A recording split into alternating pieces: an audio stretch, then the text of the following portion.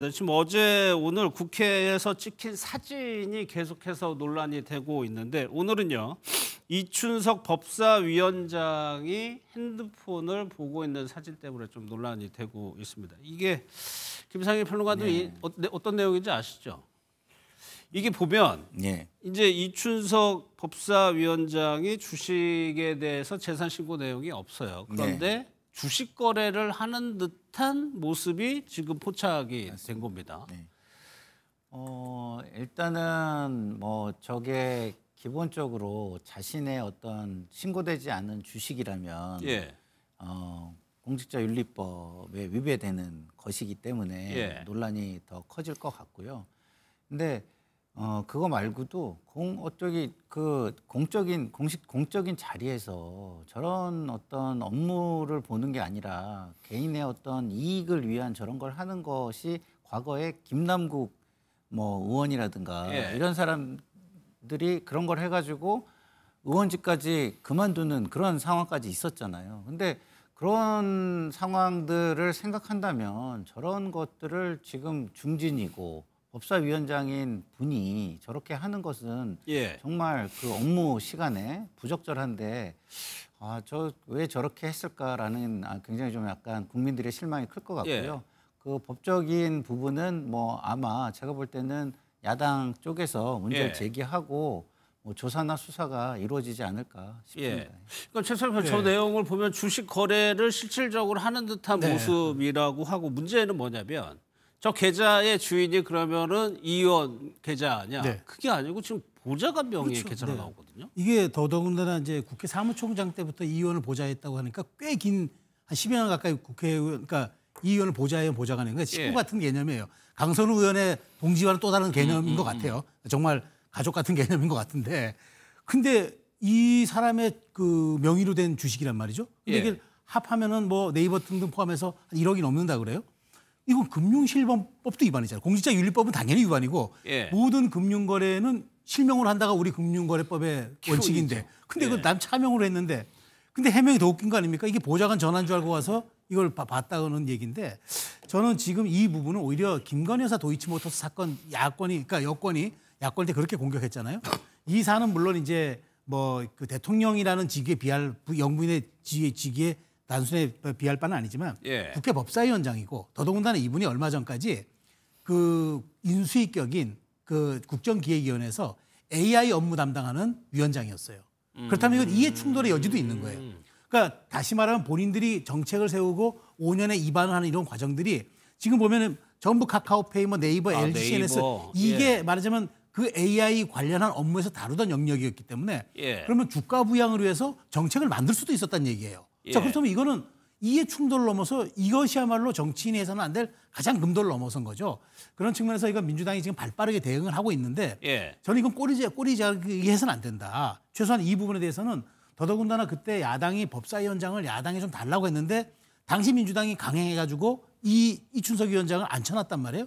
그럼 과연 이런 분을 공적인 인식이 전혀 없는 분을 이렇게까지 했던 건 민주당 전체가 책임을 오롯이 져야 되고 이거는 제가 보기에 윤리감찰 정도로 끝날 사안이 아니라 나중에 이거는 사안에 따라서는 이 의원이 의원직까지 걸어야 할 정도로 중차대한 사안인 것 같다는 생각이 듭니다. 그래서 제가 김남국 의원 사례를 좀 말씀을 드린 거고요.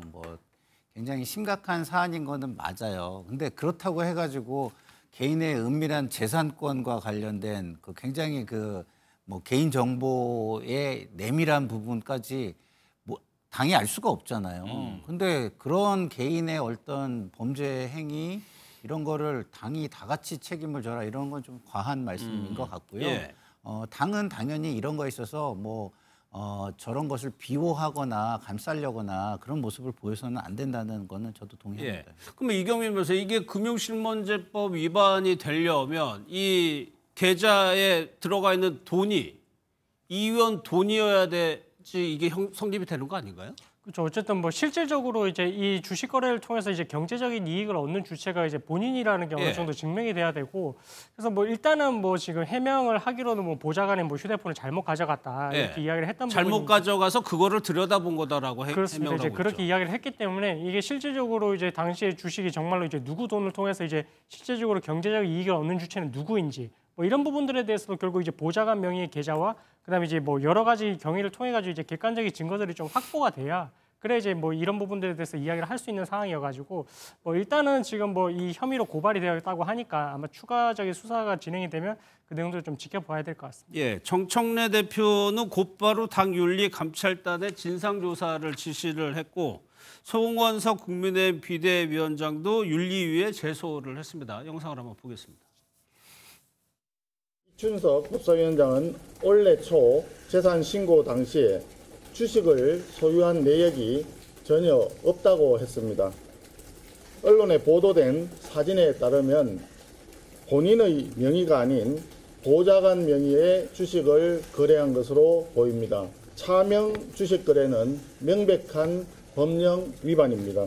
국민의힘은 이춘석 법사위원장을 즉시 국회 윤리위에 제소하고 금융실명법 등 실정법 위반으로 형사 고발하겠습니다.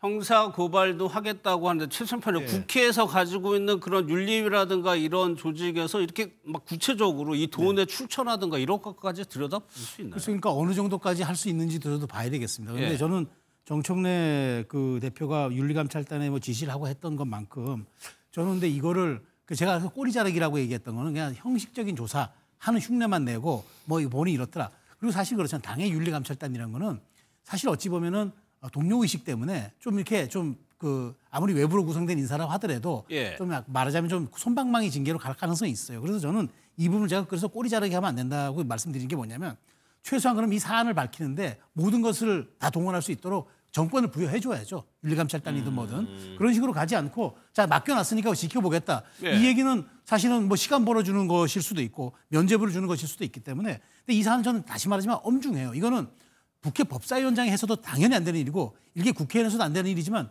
인수위격인 국정기획위원회에서 AI 정책 업무를 위반하던 분이 이 관련 주식을 거래했다? 저는 이 사실만으로도 저는 이 자격이 없다고 생각합니다. 물론 사실관계 더 밝혀져야 되겠지만 그걸 전제로 말씀드린다면 이거는 정말 있을 수 없는 일이고 그렇다면 김건희 여사에 대해서 도이치모터스라 공격하는 민주당의 행태도 저는 그거는 똑바른 말하자면 등치 지킬 수 있는 자세가 아니라고 보는 거죠.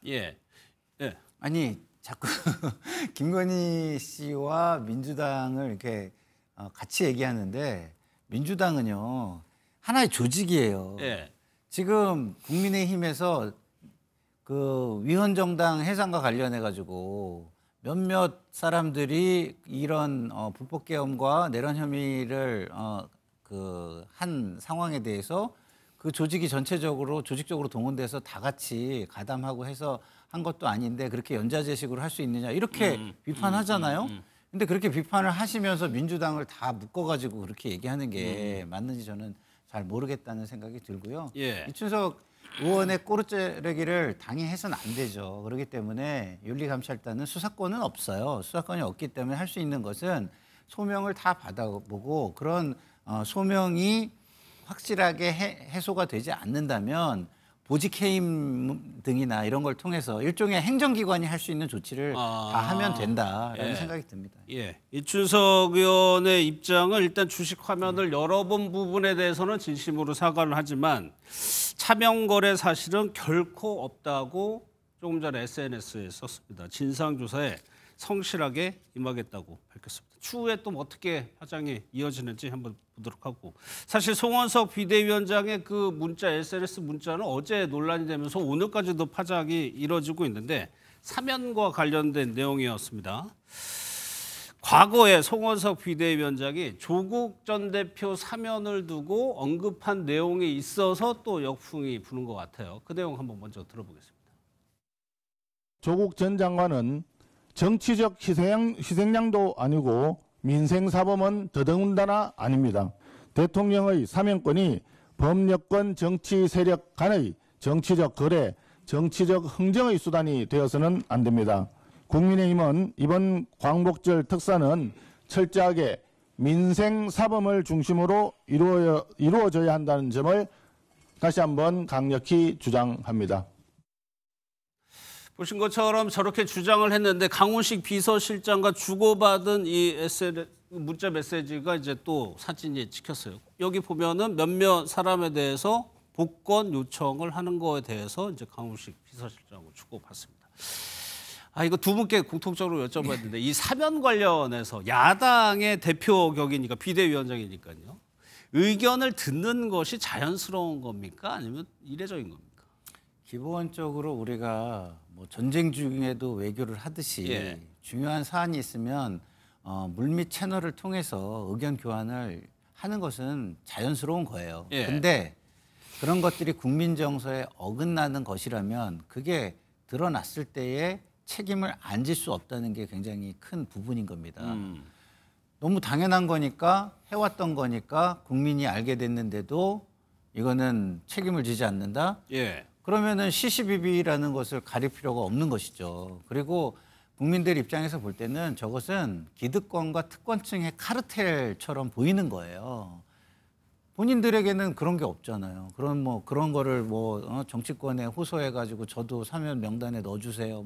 만약에 대상이 되는 사람이라면 그렇죠. 그런 사람들이 있습니까? 없잖아요. 자기들끼리 하는 거죠. 자기들끼리 알고 자기들끼리 언제 어떤 시기에 어떤 메커니즘으로 이런 것들이 된다라는 걸 다 알고 있기 때문에 자기들끼리 자기 편 챙기기를 하는 건데 이것은 제가 볼 때는 정말 국민들에게 이제는 좋게 보일 수가 없는 이미 구시대적이고 시대착오적인 모습들이 다 드러났으면 이런 부분에 대해서는 정말 송원석 원내대표가 정말 진정 어린 사과를 하고 그리고 그거에 대한 책임을 다할 수 있는 부분이 뭔지를 고민해서 책임을 지는 자세를 가져야지 그렇지 않으면 앞으로 송원석은 정치하기 굉장히 힘들 거예요. 왜냐하면 그 앞에 표리부동 이런 게 따라 붙을 겁니다.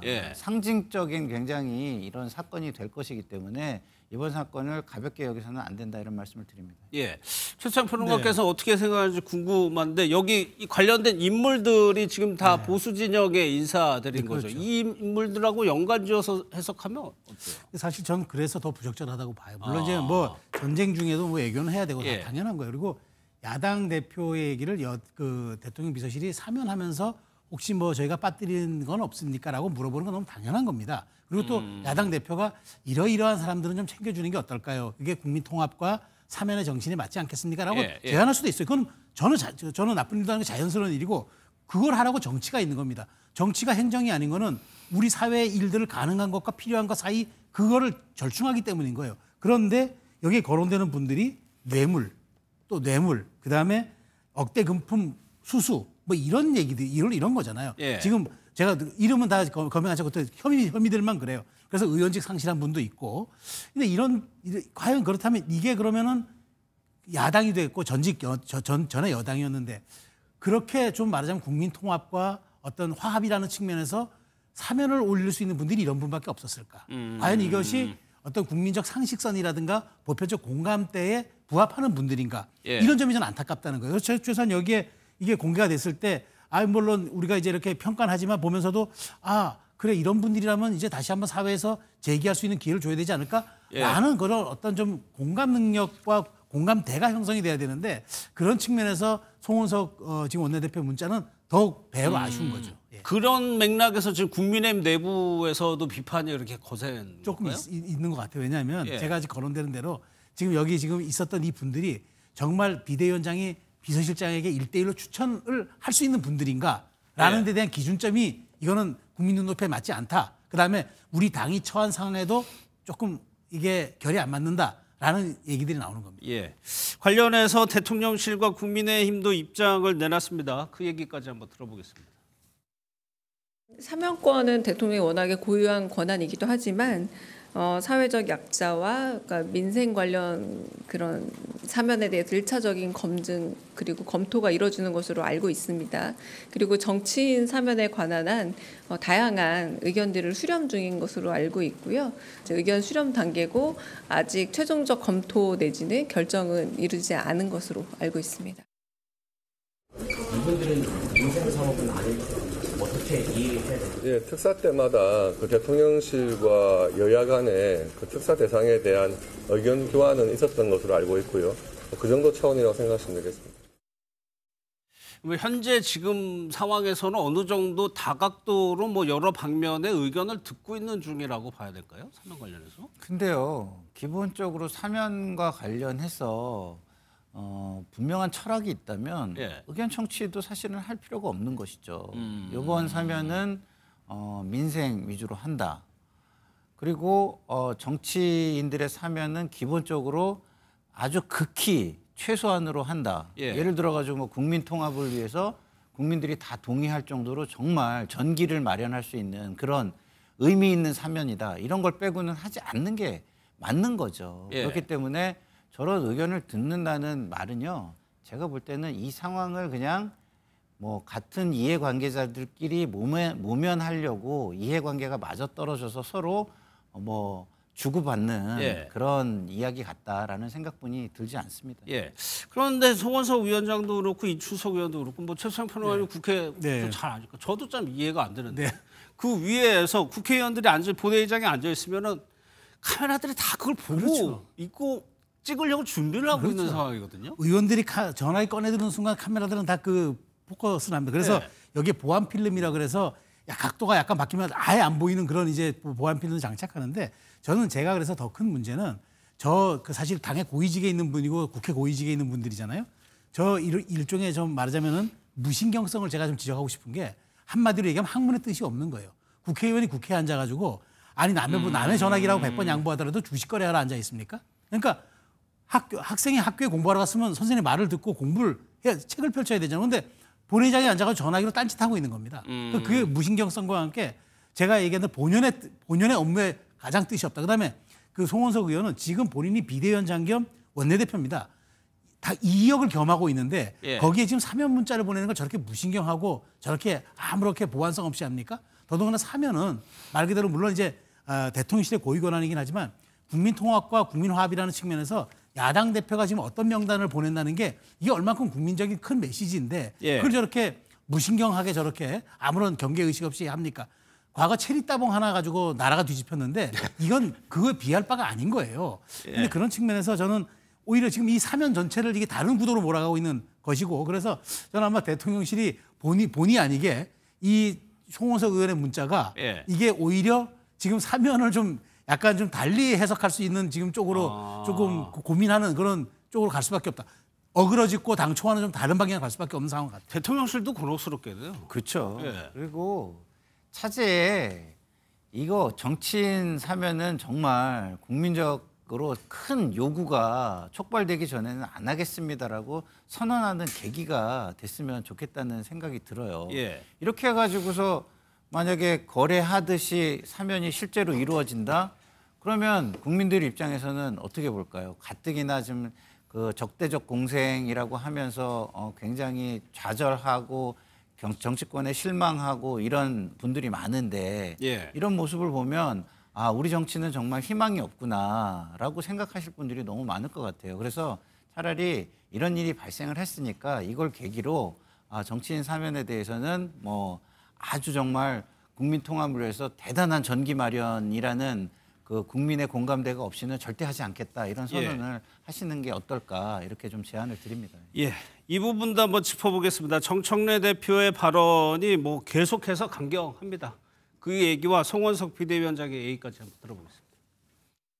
정당 해산 정말로 추진하는 거 아니냐 이런 얘기 국민의힘에서 나온다고 하거든요. 추진하십니까 진짜? 못할 게 없죠. 아니 그리고 홍준표 시장도 못할 게 없죠. 정청래가 당대표 되면 가만두지 않을 거다라고 했는데 그쪽 그 분들도 각오하고 있는 거 아닌가요? 그 통합진보당 해산 사례로 비춰보면 국민의힘은 10번 100번 정당 해산감이다. 기본적인 대국민 사과, 진솔한 석고대죄 이런 것은 기본으로 있어야 악수도 사람하고 악수하는 거지. 뭐 그렇지도 못한 사람이 어떻게 그런 사람들을 사람이라고 할 수 있겠어요? 지금까지 국회 관행상 여야 대표가 새로 선출되면 새로 선출된 당대표가 다른 당의 당대표를 이렇게 예방하는 것이 그동안의 오랜 관행이었습니다. 네.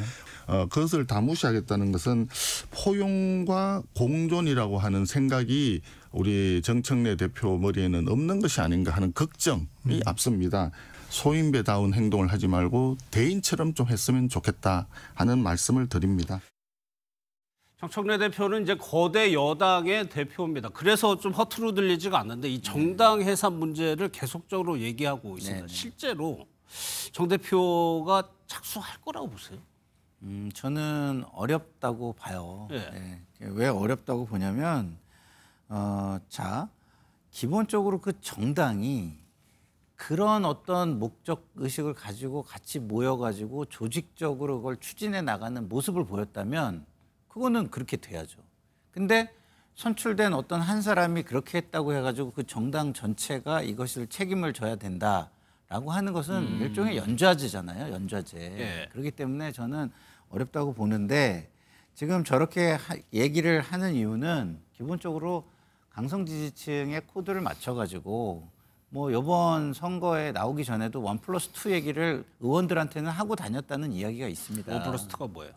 그러니까 자녀 임기 8개월 1년 하고 정식 임기 2년 당대표 또 하겠다 이런 게 있는데 벌써부터 선거운동을 하고 있는 것처럼 보여요. 근데 자 이런 겁니다. 당대표라는 것은요. 제도예요. 제도. 그 제도와 시스템 안에서 역할들이 하나만 있는 게 아닙니다. 내란 세력 척결이라는 게 하나의 사안이라면 민생을 돌보거나 협치를 통해서 경제를 발전시키거나 외교에 있어가지고 함께 노력하거나 뭐 등등등 함께 해야 될 제도적인 역할들이 엄청나게 많아요. 근데 하나만 가지고 거기를 싸잡아가지고 인정하지 않겠다라고 한다면 과거 윤석열 피고인이 대통령이 됐을 때 이재명 야당 대표를 놓고 범죄 혐의자니까 범죄자로서 나는 만날 수가 없다라고 해가지고 야당 전체를 싸잡아가지고 역할, 시스템적인 제도적인 역할을 다 무시하고 독선과 독주로 달린 거와 뭐가 다른 건지 저는 잘 모르겠습니다. 최수영 평론가께서는 이유를 뭐라고 해석하세요? 그러니까 사이다로 가겠다는 거죠. 사이다 발언을 통해서 지금 아마 김상일 평론가 얘기한 것처럼 아마 본인이 미래 권력까지 넘보는 것 같은데 현재 권력이 아직 3개월도 안 지났습니다. 근데 저렇게까지 이제 말하자면은 여당 대표가 민생, 협치 이런 거 관련 관계없이 차기 대선 말씀하신 거예요? 그렇죠. 전 제가 보기에 그것까지 갈 수 있다고 봐요. 근데 지금 말씀하셨는데 여당 대표가요. 사이다만 먹고 살 수 있습니까? 여당 대표는 사이다뿐만 아니라 승커피도 마셔야 되고 찬물 더운 물 가리지 않아야 됩니다. 그래야지 이재명 정부의 성공을 위한다고 얘기할 수 있는데 앞뒤가 안 맞고요. 가장 중요한 건 지금 자꾸 내란당 하는데 국민의힘 의원 18명과 한동훈 대표가 그때 본회의장 안 갔으면은 계엄 해제됐습니까? 그럼 내란당 아니에요. 근데 뭐가 내란당입니까? 저는 그래서 이렇게 이분법적 구조를 가진 분이 여당 대표가 됐다는 거 이게 정말 앞으로 우리 정치가 다시 동물국회로 또 되돌아가는 게 아닌가 굉장히 우려스러워서 앞으로 이게 취임하고 하루 이틀의 문제라면 제가 이해할 수 있는데 이게 쭉 간다면 아마 저거는 이재명 정부를 해서 굉장한 부담이 될 겁니다. 알겠습니다. 내란당은 아니지만 내란을 옹호하고 선을 긋지 못하는 동조당까지는 비판을 받기에 충분하다 이런 생각이 드네요. 알겠습니다.